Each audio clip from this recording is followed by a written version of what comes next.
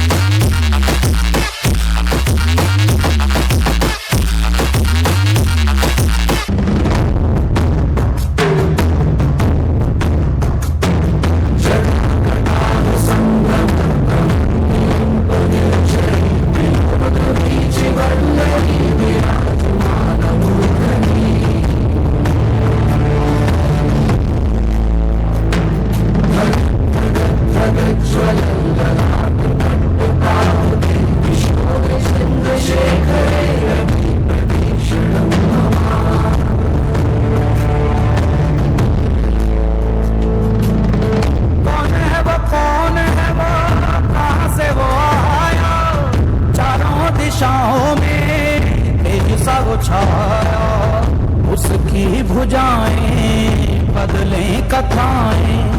भागीरथी तेरी तरफ शिव